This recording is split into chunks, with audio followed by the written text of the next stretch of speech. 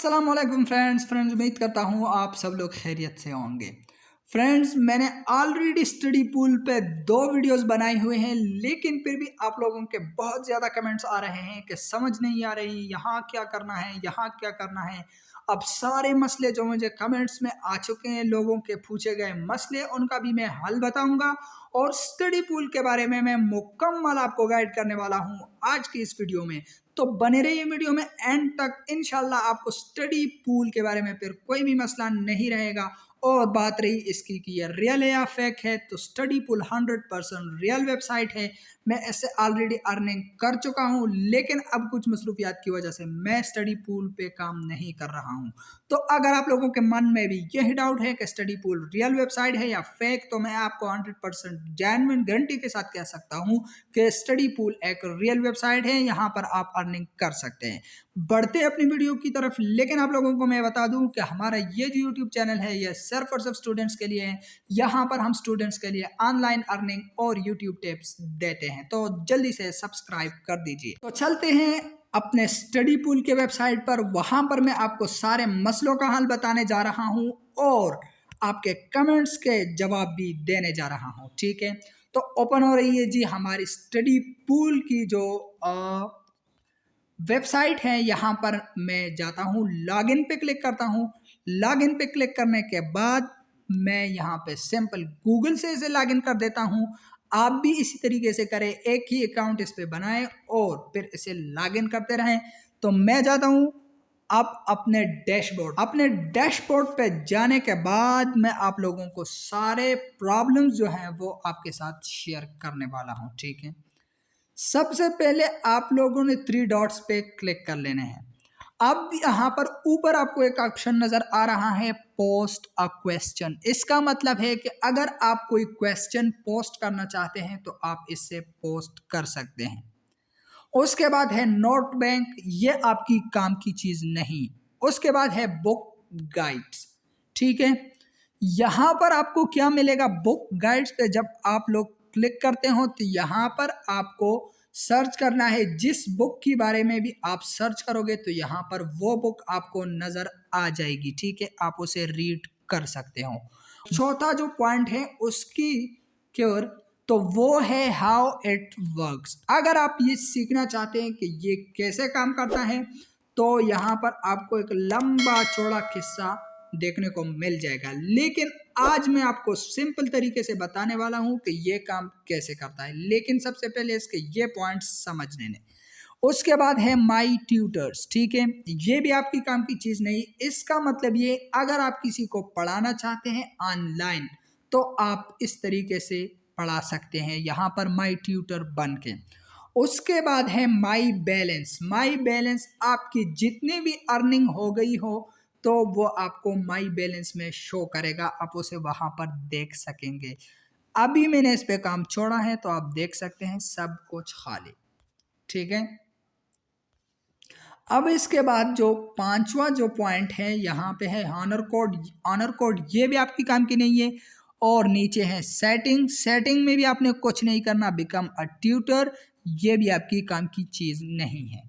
अब मैं आपको बताता हूं, जिन लोगों ने जो सवाल किए हैं उनका मैं आपको अब जवाब देने जा रहा हूं। ठीक है, तो सबसे पहले जो मेन क्वेश्चन आ रहा था वो यही आ रहा था कि भाई ये रियल है कि फेक, तो मैं आपको बता दूं ये रियल है।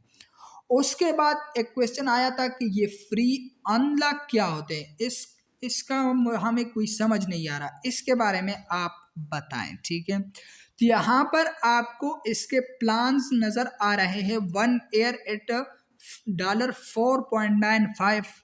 मतलब अगर आप इसका ये वर्जन लेना चाहते हैं तो आपको $4.95 इसको पे करने होंगे पर मंथ। अगर आप 3 मंथ के लिए लेना चाहते हैं तो 9.95, और अगर आप 1 मंथ के लिए चाहते हैं तो 19.95। ठीक है, अगर 1 साल के लिए लेना चाहते हैं तो 4.95 ये डॉलर आपको पे करने पड़ेंगे। तो यहाँ पर लिखा है कि share practice problem assessment study guides and past mid terms and final exam that you have permission to upload. और यहाँ पे लिखा हुआ है कि हम हर किस्म की ज़ुबानों की जो डॉक्यूमेंट्स है वो हम एक्सेप्ट करते हैं। ठीक है, तो ये तो आपकी काम की चीज़ नहीं है फ्री अनलॉक। इसका क्वेश्चन आया था कि ये क्या है, तो मैंने आपको बताया कि अगर आप इसका पेड वर्जन लेना चाहते हैं तो ये फ्री अनलॉक्स में आपको मिलेगा। अब उसके बाद हम जाते हैं माई अपलोड्स पे, ठीक है। ये एक प्रॉपर कोर्स है। इस कोर्स को सुनने के बाद आपके मन में कोई भी डाउट नहीं रहेगा। यहाँ पर सबसे मेन जो मसला आता है लोगों को, उसके डॉक्यूमेंट जल्दी अप्रूव नहीं होते या बिल्कुल अप्रूव नहीं होते, ठीक है। अब आपने करना क्या है, जल्दी अपने डॉक्यूमेंट्स को अप्रूव करने के लिए कि आपके डॉक्यूमेंट्स जो है वो एक दिन के अंदर अप्रूव हो जाए। आप अगर एक दिन के अंदर अपने डॉक्यूमेंट्स को अप्रूव करना चाहते हैं तो आपने सिंपल अपने हाथ से नोट्स लिखने हैं, असाइनमेंट्स लिखने हैं, ठीक है। अगर नोट्स या असाइनमेंट्स आपके हाथ के लिखे गए हों तो मैं आपको ये बता दूं कि आपके डॉक्यूमेंट्स जो है वो गारंटी के साथ एक दिन या इससे भी कम समय में आपके डॉक्यूमेंट्स जो है वो अप्रूव होंगे। ये मसला हल हो गया कि डॉक्यूमेंट कैसे अप्रूव होते हैं। अगर आप किसी किताब की तस्वीर लेते हैं या आप किसी मशीन से लिखी गई चीज़ की आप तस्वीर लेते हैं तो उस डॉक्यूमेंट के अप्रूव होने में आपके 2 दिन भी लग सकते हैं, आपके 3 दिन भी लग सकते हैं। लेकिन अगर आप अपने हाथ से लिखोगे तो आपकी मैक्सिमम टाइम एक दिन होगा और इससे कम समय आपका हाफ डे होगा, आधा दिन के अंदर आपके डॉक्यूमेंट्स अप्रूव होंगे, ठीक है। तो डॉक्यूमेंट्स की तो बात ख़त्म होगी अप्रूव की। अब मेन जो बात आती है वो ये आती है कि भाई हम डॉक्यूमेंट्स को स्कैन कैसे करें, ठीक है, और उसको फिर पीडीएफ में कैसे कन्वर्ट करें और फिर उसको अपलोड कैसे करें। तो सबसे पहले मैं जाता हूँ यहाँ पे, मेरे पास एक एप्लीकेशन है जिसका नाम है स्कैन, आप भी इसे डाउनलोड करें, ठीक है, जेन्युइन स्कैन। यहाँ इस एप्लीकेशन को ओपन करने के बाद आपने कैमरे में जाना है। कैमरे में जाने के बाद आपने नीचे वही किताब रखनी है और उसको ऊपर से ऐसा ये पकड़ना है, ठीक है। फॉर एग्जांपल आपने करना है ऐसा, ये नीचे आपकी किताब पड़ी हुई है तो आपने इसको इस तरह से अच्छे तरीके से आपने स्कैन कर लेना है। जब ये स्कैन हो जाए आपने 3 से 4 पेजेस या 10 से 12 पेजेस आपने अच्छे तरीके से स्कैन करने हो कि उसमें बहुत लेटर वर्ड जो है वो अच्छे तरीके से नज़र आ रहे हो, ठीक है। जब आप इस तरीके से स्कैन कर ले, ये मैं स्कैन कर चुका हूँ ऑलरेडी, तो आपके भी इसी तरह से नज़र आएंगे। ये देखिए, ये मैंने खुद अपने हाथ से लिखे हुए हैं, तो इसकी लाइटनिंग थोड़ी सी कम है, लेकिन आपने लाइटनिंग में इस पिक्चर्स को आपने स्कैन कर लेना है, ठीक है। इसे स्कैन करने के बाद इस तरीके से ये आ जाएगा, ठीक है। जब इस तरीके से आ जाएगा, अगर आपका 1 पेज हो, 2 पेज हो, 10 पेज हो, 20 पेज हो, सारे इसी तरीके से आएंगे। आपने एक एक करके स्कैन कर लेना है, लेकिन तरतीब के साथ आपने स्कैन करना है। जो पहला पॉइंट है उसको पहले, दूसरा, तीसरा, चौथा, जो ऐसे पेजेस हो उसको आपने स्कैन कर लेना है। स्कैन करने के बाद ऊपर आपको शेयर का एक ऑप्शन नज़र आ रहा है, आपने शेयर पे क्लिक कर लेना है। शेयर पे क्लिक करने के बाद बेहतर बात यह है कि आप इधर ही से इसका जो नेम है वो चेंज करें। फॉर एग्जांपल मैं यहाँ पे लिखता हूँ इंग्लिश ग्रामर, ठीक है, यहाँ पे मैं लिखता हूँ इंग्लिश ग्रामर। बेहतरीन बात है अगर आप इधर से इसका नाम ही चेंज कर दें। अब नीचे एक ऑप्शन आपको नज़र आ रहा है पीडीएफ, तो पीडीएफ ही रहने दे, फ़ॉन्ट साइज एक्चुअल ही रहने दे, ठीक है। उसके बाद आपने करना क्या है, ये आपको ऊपर एक ऑप्शन नज़र आ रहा है डिवाइस मेमोरी। डिवाइस मेमोरी पे आपने क्लिक कर लेना है। इसे क्लिक करने के बाद आपने इस फोल्डर का जो आइकन आपको नज़र आ रहा है इस पर आपने क्लिक कर लेना है, ठीक है। इस पर क्लिक करने के बाद आपने सिंपल यूज़ दिस फोल्डर, आपने इस पर क्लिक कर लेना है। इस पर क्लिक करने के बाद आपने अलाउ पे क्लिक करना है। अलाउ पे क्लिक करने के बाद ऊपर आपने टेक पे क्लिक कर लेना है। तो सिंपल तरीके से आपकी जो ये पीडीएफ है ये डाउनलोड हो जाएगी, सेव हो जाएगी। अब मैं बैक जाता हूँ और आपको इसके अपलोड करने का तरीका दिखाता हूँ कि आपने इसे अपलोड कैसे करना है। तो यहाँ पे मैं फाइल मैनेजर पे जाता हूँ। फाइल मैनेजर पे जाने के बाद मैंने जिस फोल्डर में इसे सेव किया था उसका नाम है बॉस। मैं उसे सर्च करता हूँ। उसे सर्च करने के बाद यहाँ पर मैं इसे सर्च करता हूँ। यहाँ पे आ चुका है जी इंग्लिश ग्रामर PDF। ऐसे मैं पहले चेक करता हूँ कि आया मेरी ये PDF जो है ये सही है या नहीं। लाजमी से अपलोड करने से पहले आपने चेक कर लेना है कि आया मेरी ये PDF सही है कि नहीं। तो यहाँ पर आप देख सकते हैं, यहाँ पर एक चीज़ मुझसे मिसिंग हो गई है। आपने ऊपर टॉप पे इसके पेजेस लिखने हैं कि page 1, page 2 and page 3, page 4, page 5, इस तरीके से आपने लाजमी से लिखना है।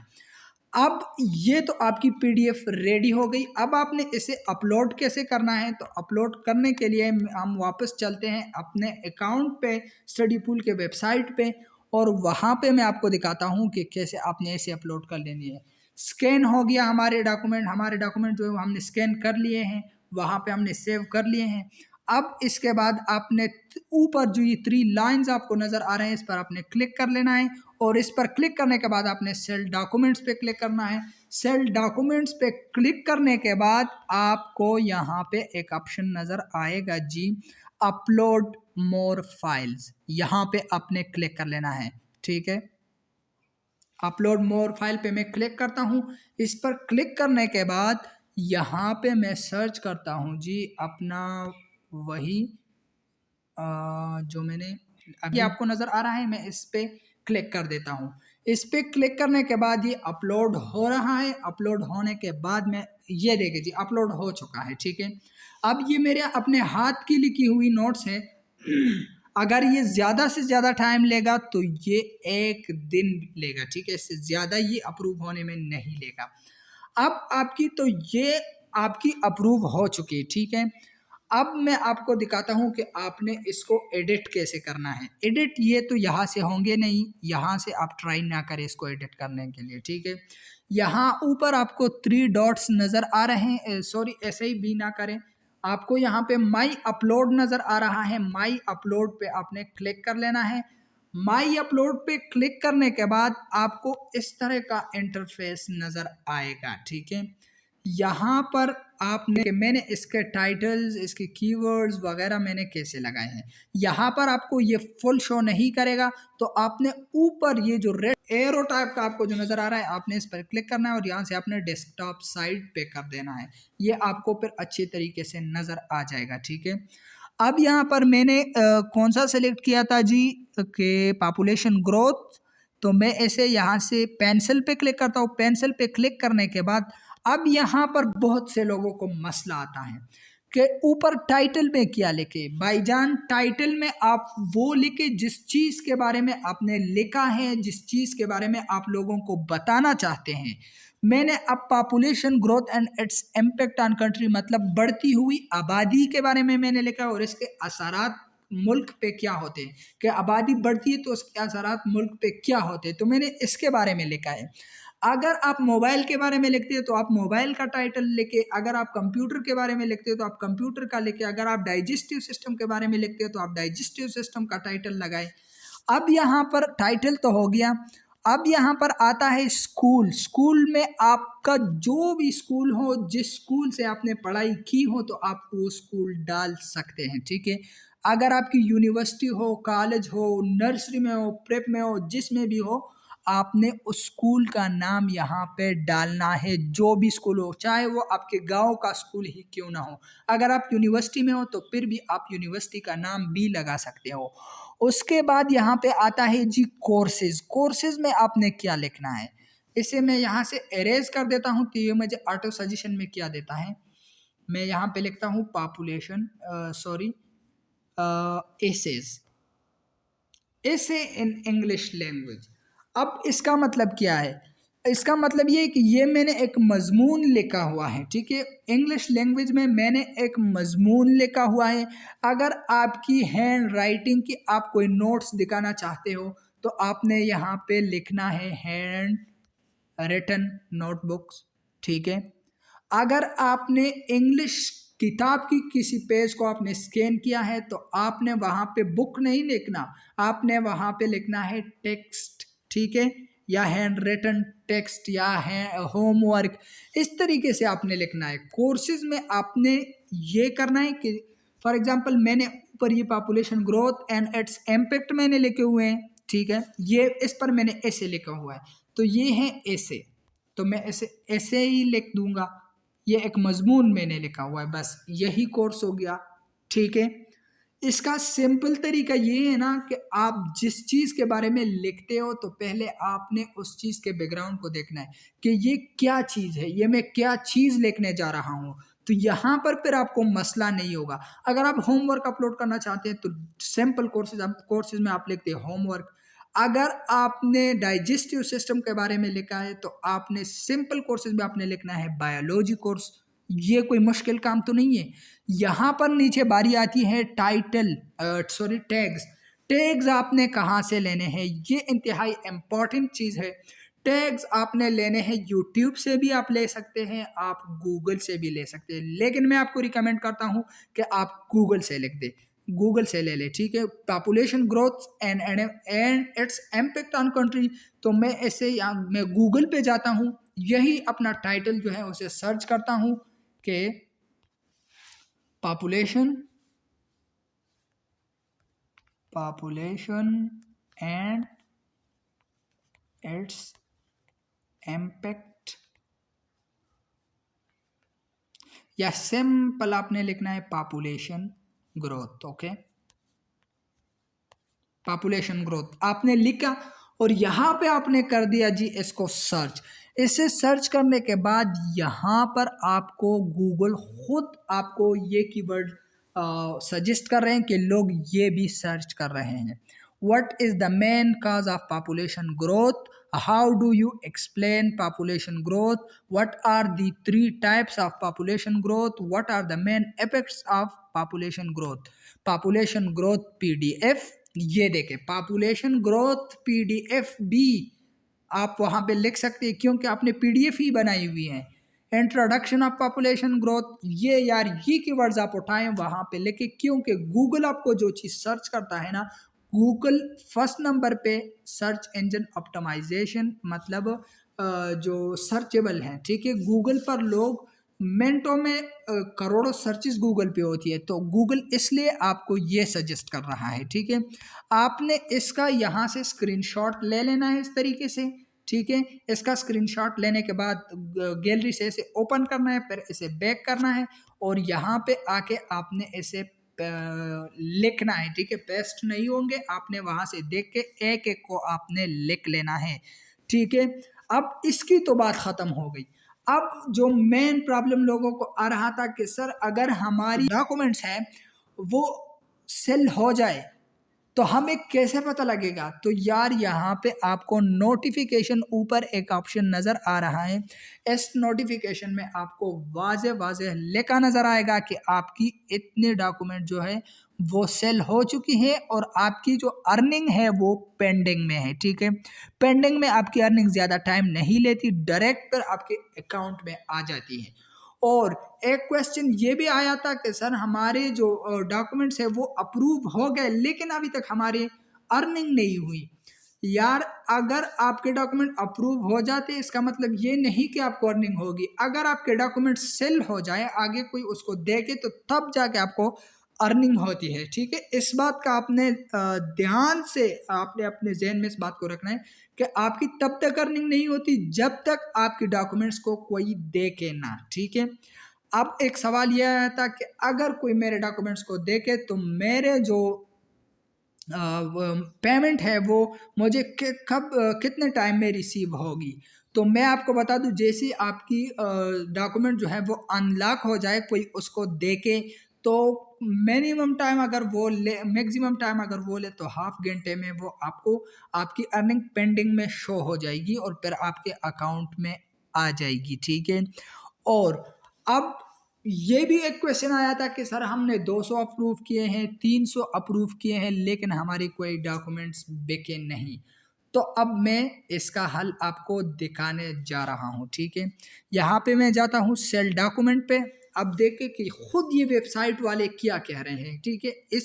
इसका वेबसाइट है, हमें इसका ही मानना पड़ेगा, ठीक है। तो यहाँ पर प्रो टिप में आपने देखना है help student find your document by providing strong title.